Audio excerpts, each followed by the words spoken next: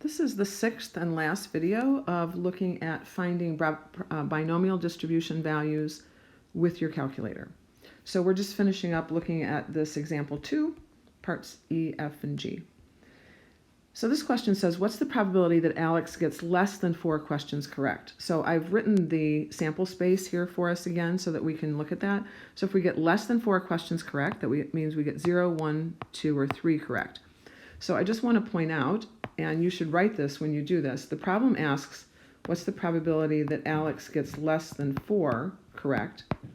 But if we're going to use our binom CDF, then we have to translate that into that this is the same as the probability that X is less than or equal to 3.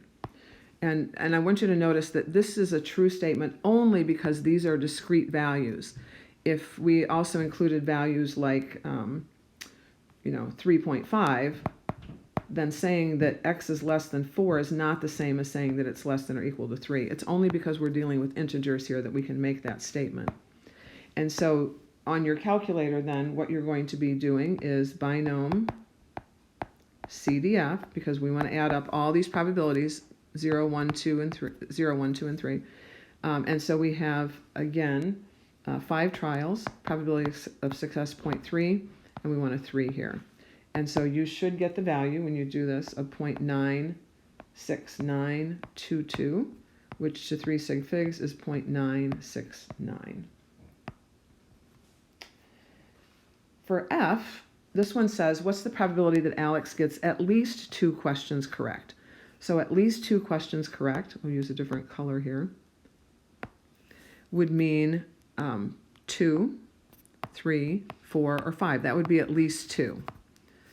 So notice that this one is different because this is really asking for what's the probability that X is greater than or equal to 2 is what we're doing.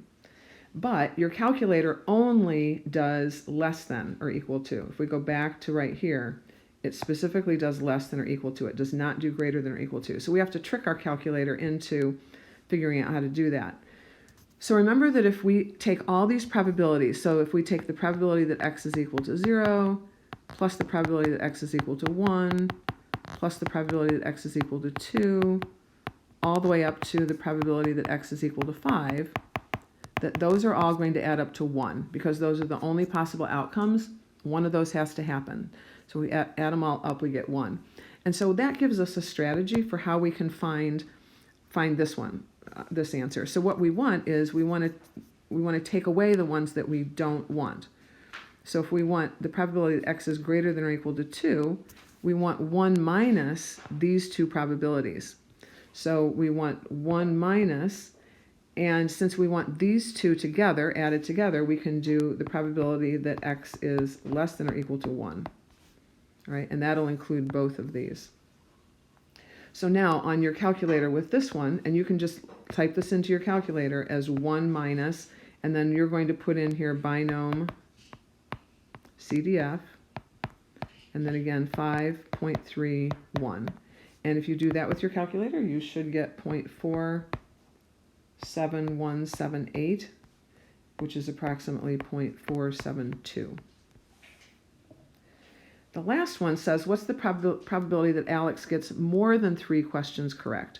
So more than 3 would mean, if we again go back to our sample space, 0, 1, 2, 3, 4, and 5. So more than 3 would mean we could get 4 or 5. So again, what this is really asking for is what's the probability that X is greater than 3, more than 3. But when we come over here, we can see that we could either add these up separately. We could do, the probability that X is equal to 4 plus the probability that X is equal to 5. Or if we want to trick our calculator into doing it, we can say this is going to be 1 minus, and we want to take away these. So the 1 minus the probability that X is less than or equal to 3. And so again, this is going to be binom CDF 5.33. So this is going to be 0.03078. And so to 3 sig figs, we want to keep these. This will be approximately 0.0308.